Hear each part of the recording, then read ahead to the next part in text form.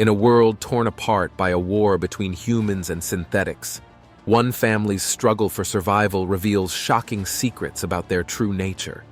Join Peter and Alice as they navigate a fierce battle for their home, where the line between human and machine blurs in a heart-stopping fight for the future.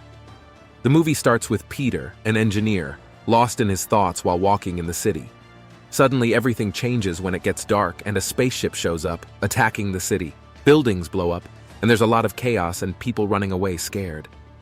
But it turns out, this scary scene is just a bad dream Peter is having. He's been having these bad dreams a lot. His wife, Alice, is really worried about these nightmares because they're affecting both their sleep. She wants him to get help, but Peter thinks he can handle it himself. Their two daughters, Hannah and Lucy, are also concerned about their dad. The family tries to stay positive despite everything. The next day, Peter makes a plan before going to work. He wants to cheer up his youngest daughter, Lucy, by taking the family to the pier. He also decides to throw a party the next day to celebrate his wife Alice's new job.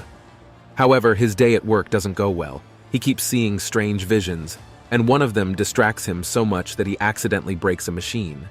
His boss, David, knows Peter is struggling and suggests he go to a clinic for help. Despite this, Peter's day gets worse.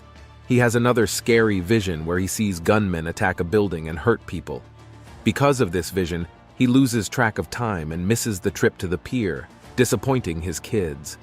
On his way home, feeling upset, Peter sees weird lights moving in the sky. He tries to show them to people passing by, but nobody else seems to notice. That night, Peter has another nightmare, more disturbing than the others. In the dream, he sees his daughter Lucy crying over two dead bodies, while his other daughter, Hannah, is holding a gun. This nightmare is the latest in a series of troubling visions Peter has been experiencing. Peter decides to do something about his bad dreams. He tells his wife, Alice, that he has made an appointment at a clinic to get help. Alice feels relieved and hopeful, and she smiles at him in a supportive way. After work, Peter goes to the modern clinic. In the lobby, he meets another man. They start talking, and the man says he's having the same kind of experiences as Peter. Then, the man says something shocking. He thinks the clinic's real job is to stop them from having these visions, and that it might erase their memories. This scares Peter a lot, and he thinks about it as the man goes into his appointment.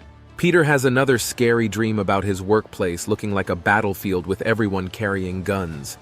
This makes him believe his dreams are not just dreams. He skips his clinic appointment and goes home. At a party for Alice's job, he talks to their neighbor, Ray, but they are interrupted by a drone crash outside that breaks windows in their apartment. Peter and Ray look for their daughters, Hannah and Lucy, and find them trapped in an elevator. They save them, but then they see a soldier hurting people in the building. Alice hides with Lucy while Peter gets Hannah. They all realize Peter's dreams are coming true. Alice asks Peter what they should do next. He remembers a dream about being in front of a plant, so they go there, hide the girls, and try to protect the place. In the middle of all this, their daughter Lucy leaves their hiding spot to find her toy, Herman. When an attacker can't get through the door, they break a wall to get in. This scares Peter and Alice, and they find out their daughter Lucy is missing. An alien with a weapon finds Lucy, but doesn't hurt her, giving Peter and Alice a chance to fight back. They defeat the alien and take its weapon. They go to the roof for safety and meet their neighbor Ray and his family. The city is burning and there's a lot of noise and destruction. They have to hide from a drone and realize the roof isn't safe. They try to escape using a window cleaning lift, but it breaks, so they hide in an empty apartment. The alien soldier is still following them because of a signal from the alien weapon Peter has. The weapon can only be used by its owner. With aliens getting close, Peter decides to take everyone to the basement of his factory, thinking it's safe. Alice suggests using tunnels from her workplace. But as they leave, an alien ship attacks and kills Ray and his family. Peter leads his family away to safety. In the hallway, Peter and his family face more aliens. Peter figures out how to use the alien rifle and saves his family by defeating the aliens. The movie keeps going with a lot of suspense and action. They try to escape through a tunnel but are attacked by alien ships, and Alice gets badly hurt. While Peter is helping Alice, The alien soldier they fought before finds them again. In a fight, Peter discovers the soldier is actually a human named Miles. Peter forces Miles to help carry Alice to safety. They reach the factory where Peter's boss, David, and others are hiding. A doctor tries to help Alice, but it's strange because it looks like they're fixing a machine, not a person. David explains that an alien invasion was expected, but the doctor says Alice can't be saved. Miles says he can save her. It turns out Alice is actually an artificial intelligence, not a real human, which shocks Peter. Miles says to save Alice, they need a special power source, and Peter is the key to it. Peter, following Miles's instructions, cuts into his own chest and finds out he's also a synthetic being with artificial organs. He connects a cable between himself and Alice, then faints. While unconscious, Peter remembers the past. Humans were scared of AI and tried to destroy them, leading to a war where the synthetics, like Peter, won and humans left the planet. Peter's bad dreams were actually memories of this past. Some synthetics, like Peter's family, chose to forget these memories, but others kept them. Peter wakes up and learns from Miles that after losing, humans lived on Mars for 50 years, planning revenge. They came back to Earth, seeing synthetics as enemies.